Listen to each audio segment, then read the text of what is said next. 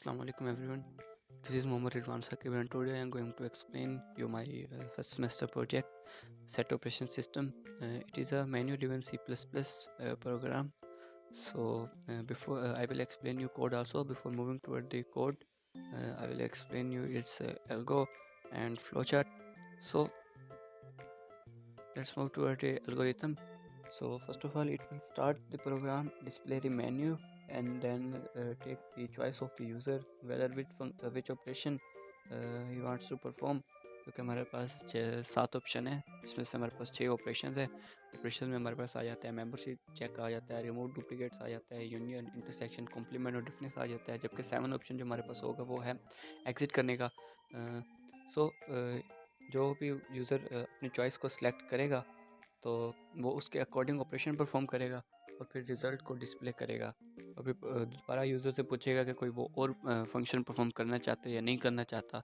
तो जब तक यूज़र 7 नहीं इंटर करेगा तो प्रोग्राम एग्जिट नहीं होगा, प्रोग्राम चलता रहेगा। So let's move toward the flow chart.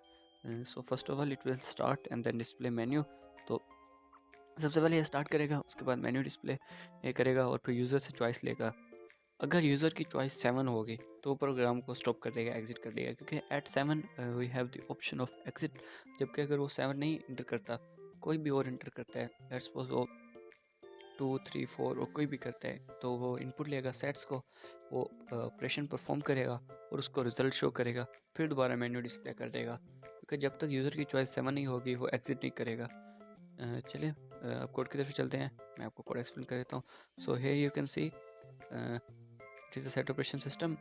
We have at one membership check, then remove duplicates, union of two sets, intersection of two sets, difference of two sets, and complement of a set. And at 7 we have exit option. So for each operation we have made a function of it. So first of all अगर user membership check के बारे में membership check option select करता है तो ये इधर चले जाएगा इस फंक्शन में। तो ये हमारे पास वॉइड मेंबरशिप चेक है, वॉइड यानी कि वो कुछ रिटर्न नहीं करेगा। हमने दो डेटा टाइप के वेरिएबल्स बनाए हैं, जिसमें है एक तो है टी एलिमेंट्स और दूसरा है एलिमेंट और तीसरा है फिर एन।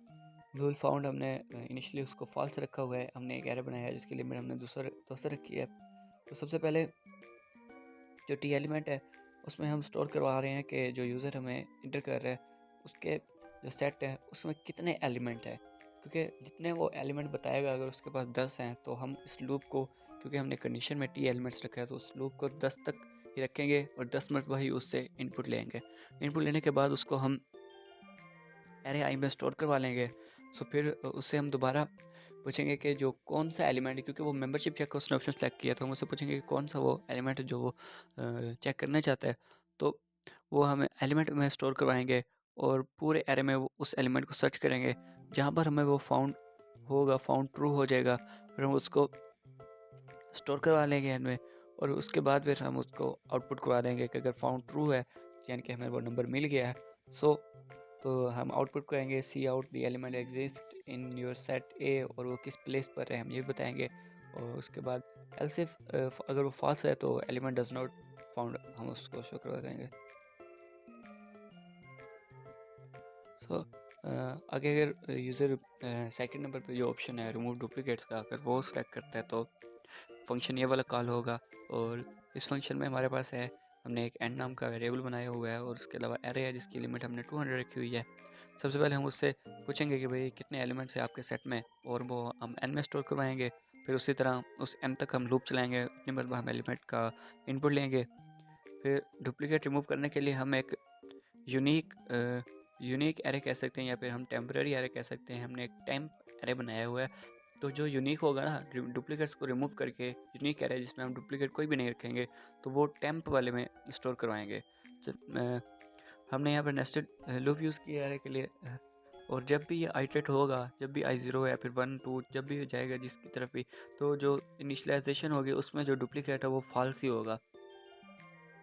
फॉल्स क्यों होगा? क्योंकि अगर हम उसको ट्रू कर देंगे तो ये तो ब्रेक हो जाएगा, इसलिए हर आइट्रेशन में हमें इसको फॉल्स किया हुआ है। उसके बाद जब आई हमारे पास इधर 0 है, तो जब इधर 0 आएगा तो वो यहाँ पर तो 0 हो गया, यानी कि 0 पर जो एलिमेंट है लेट्स सपोज 1 स्टोर है ना, तो वो जे में चेक करेगा, वो सारे एलिमेंट्स ये न्यू साइज़ तक वो रिपीट करता जाएगा जब तक उसको वो एलिमेंट जो है अगर मिल जाता है उसको, यानी कि अगर कंडीशन ट्रू हो जाती है, डुप्लीकेट फाउंड हो जाता है तो वो ब्रेक कर देगा। लेकिन अगर डुप्लीकेट फाउंड नहीं होता तो वो टेम्परेरी न्यू साइज एरे में स्टोर कर देगा उसको, और फिर बाद में हम इसको आउटपुट करवा देंगे जो हमारे पास यानी कि यूनिक एरे होगा, जिसमें हमारे पास टेम्प एरे है, जिसमें यानी कि कोई भी डुप्लीकेट नहीं स्टोर हुआ होगा, यानी कि वो यूनिक होगा। क्योंकि हमें पता है कि सेट में जो होता है वो डुप्लीकेट्स नहीं अलाउ होते, सेट एक यूनिक एलिमेंट का कॉम्बिनेशन होता है, तो इसलिए रिमूव डुप्लीकेट्स हम बाकी भी सारे फंक्शनल में भी यूज़ करेंगे। सो आगे हमारे पास आ गया यूनियन क्या, तो यूनियन में हमने दो वेरिएबल बनाए हैं n1 और n2, और के नाम का एक वेरिएबल बनाया जो हमने 0 लिखा है, जिसको हम आइट्रेट करेंगे। आइट्रेट करने के लिए एरे को आउटपुट पाने के लिए यूज़ किया करेंगे हम। सो और दो हमने तीन एरे बनाए हैं, एक ए सेट के नाम से, बी और यू के नाम से। तो ए और बी जो होगा हम यूज़र से इनपुट लेंगे, और यू उन दोनों का यूनियन हम परफॉर्म करवा के जो आउटपुट जिसमें स्टोर करवा कर हम आउटपुट करवाएंगे। सो फर्स्ट ऑफ ऑल हम यूज़र से पूछेंगे कि नंबर ऑफ़ एलिमेंट उसके कितने हैं सेट में, जिसको n1 में स्टोर करवाया हुआ है। उसके बाद हमारे पास आ जाता है कि हम इनपुट लेंगे सेट ए को, उसके बाद फिर इसी तरह सेट बी इनपुट लेंगे, फिर हम उन दोनों को कंबाइन करेंगे।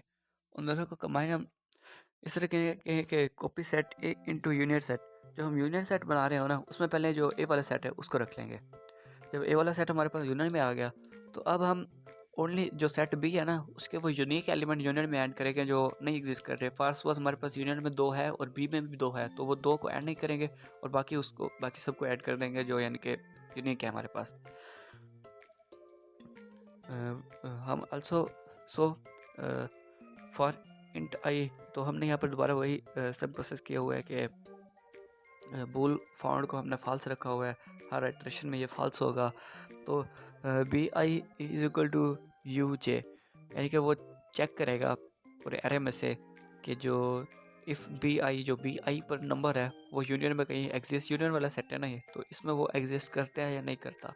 तो अगर वो हमारे पास ट्रू हो जाता है तो वो उस टाइम ब्रेक कर देगा लूप को। लेकिन अगर वो ट्रू नहीं होता, एलिमेंट हमें फाउंड नहीं मिलता, तो वो यूनियन नाम के जो हमने एरे बनाया है उसमें स्टोर करता रहेगा, और फिर हम उसको आउटपुट करा देंगे क्योंकि वही हमारे पास यूनियन हो जाएगा। तो आगे हमारे पास है इंटरसेक्शन का। तो इंटरसेक्शन आपको पता है कि यूनियन से डिफरेंट होता है। तो इंटरसेक्शन में ये होगा जो दोनों में कॉमन होगा, यानी कि जो दोनों सेट में पाया जाएगा, ए में भी और बी में भी। इसमें यह था कि जब डुप्लीकेट हमें मिल जाता था तो हम उसको एग्जिट कर लेते थे, लेकिन इसमें ये होगा कि हमें अगर डुप्लीकेट मिलता है तो हम उसको अपने पास स्टोर करवा के उसको आउटपुट करवाएंगे। सो उसके लिए ये कोड है। तो देन हमारे पास कॉम्प्लीमेंट आ जाता है। कॉम्प्लीमेंट में हमारे पास आपको पता है कि यूनिवर्सल नहीं, सॉरी इसमें हम सबसे पहले रिमूव डुप्लीकेट्स करेंगे।